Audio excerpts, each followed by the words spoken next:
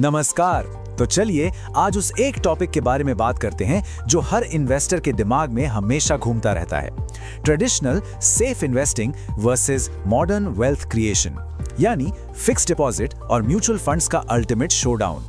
इस एक्सप्लेनर के जरिए हम बारीकी से समझेंगे कि असल में पैसा कैसे और कहां बढ़ता है। आजकल यंग प्रोफेशनल्स के सामने सबसे बड़ी डिबेट यही है, वेल्थ क्रिएशन के लिए बेटर ऑप्शन क्या है। एक तरफ वो भरोसा है जो पीढ़ियों से चला आ रहा है और दूसरी तरफ है तेजी से ग्रो करता हुआ डायनामिक मार्केट। सुरक्षित तरीके से अधिकतम ग्रोथ हासिल करने के लिए फंड्स को कहां अलोकेट किया जाना चाहिए, यही हमारी आज की चर्चा का मुख्य फोकस है।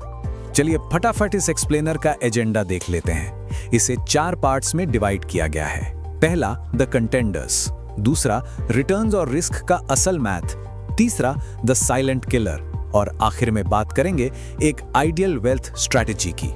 तो चलिए पहले सेक्शन द कंटेंडर्स की तरफ बढ़ते हैं और अपने दोनों मुख्य विकल्पों को थोड़ा और करीब से समझते हैं। अपना पहला कंटेंडर है फिक्स्ड डिपॉजिट यानी एफडी।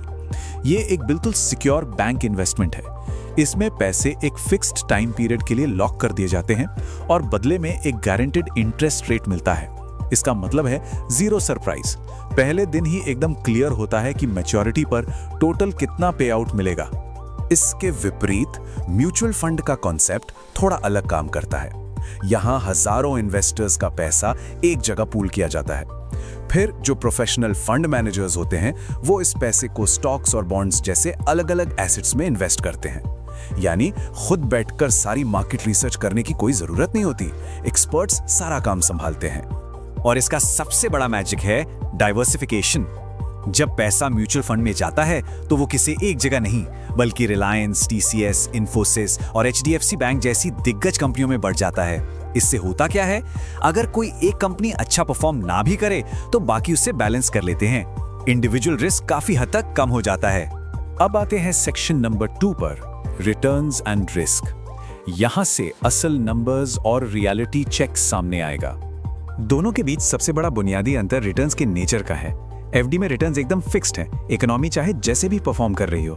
पर म्यूचुअल फंड में रिटर्न्स मार्केट लिंक्ड होते हैं। इसमें मार्केट के हिसाब से उतार चढ़ाव आते हैं, लेकिन लॉन्ग टर्म में बहुत भारी मुनाफा देने की क्षमता भी इसी में छिपी होती है। इसे एक प्रैक्टिकल उदाहरण से समझते हैं। अगर 1 लाख रुपए एफडी में 7% के इंटरेस्ट रेट पर रखे जाएं, तो ठीक 10 साल बाद बिना किसी टेंशन के वो अमाउंट ग्रो होकर करीब 1.97 लाख रुपए हो जाता है। ये एक बहुत ही अनुमानित और सुरक्षित ग्रोथ है। लेकिन अब एक इंटरेस्टिंग एंगल देखते हैं। अगर वही 1 लाख रुपए किसी ऐसे म्यूचुअल फंड में लगे होते जो एवरेज 12% रिटर्न दे रहा हो, तो उन्हीं 10 सालों में वो अमाउंट लगभग 3.10 लाख रुपए तक पहुंच जाता। केवल 5% का एक्स्ट्रा रिटर्न और टोटल वेल्थ में 1 लाख रुपए से ज्यादा का बड़ा डिफरेंस बन गया। पर सच तो ये है कि ये एक्स्ट्रा ग्रोथ फ्री में नहीं मिलती। इसके साथ एक ट्रेड ऑफ जुड़ा होता है।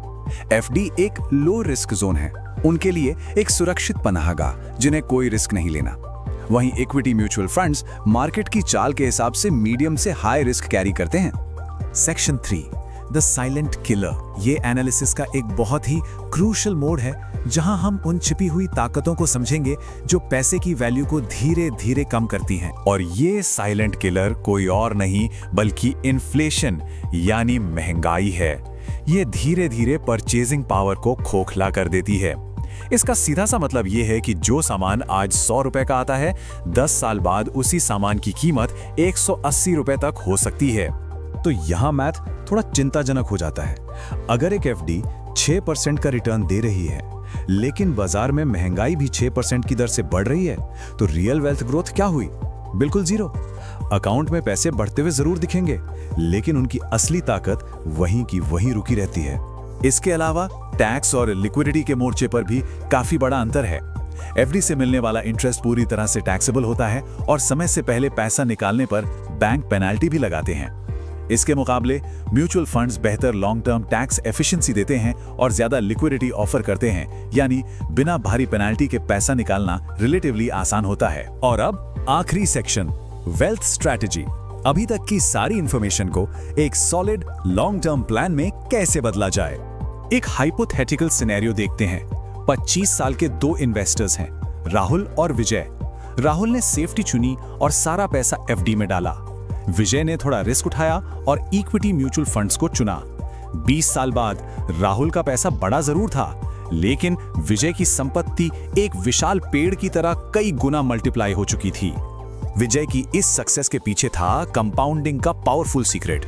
बेसिकली, जब इन्वेस्टमेंट से मिलने वाला रिटर्न समय के साथ अपना खुद का रिटर्न जनरेट करने लगता है तो उसे कंपाउंडिंग कहते हैं। टाइम फ्रेम जितना लंबा होगा, ये स्नोबॉल इफेक्ट उतनी ही खामोशी और ताकत से पोर्टफोलियो को बड़ा बनाता है।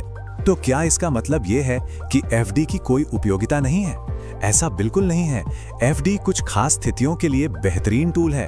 अगर रिस्क लेने की कैपेसिटी 0 है, इन्वेस्टमेंट का टाइम फ्रेम सिर्फ 1 से 3 साल का है, या फिर कोई इमरजेंसी फंड बनाना है, तो एफडी एकदम सही है।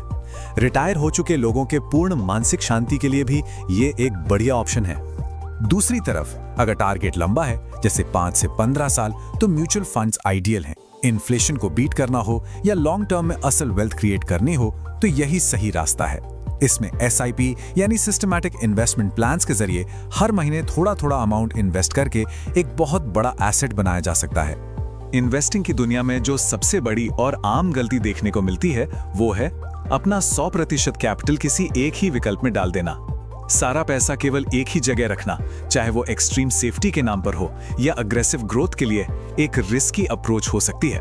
एक स्मार्ट और बैलेंस्ड रणनीति कुछ इस तरह की दिखनी चाहिए। एक यंग प्रोफेशनल के लिए 20% हिस्सा तुरंत काम आने वाले इमरजेंसी फंड के लिए, 20% सेफ एफडी में मन की शांति के लिए और 60% हिस्सा म्यूचुअल फंड्स में लंबी अवधि की वेल्थ के लिए रखा जा सकता है। इस एक्सप्लेनर को कंक्लूड करते हुए एक बहुत ही इंपॉर्टेंट सवाल छोड़कर जाना बनता है। क्या किसी भी मौजूदा पोर्टफोलियो में फ्यूचर गोल्स को अचीव करने के लिए सेफ्टी और ग्रोथ का सही बैलेंस मौजूद है? एफडी से आज की स्टेबिलिटी मिलती है और म्यूचुअल फंड से फ्यूचर वेल्थ की चाबी। दोनों का सही कॉम्बिनेशन ही लंबे समय में असल फाइनेंशियल फ्रीडम दिलाता है। दोस्तों, आशा है आपको वीडियो पसंद आया होगा। इसे लाइक करना न भूलें और चैनल को सब्सक्राइब करें। अपने सवाल कमेंट बॉक्स में पूछें। सीखते रहिए, आगे बढ़ते रहिए। धन्यवाद।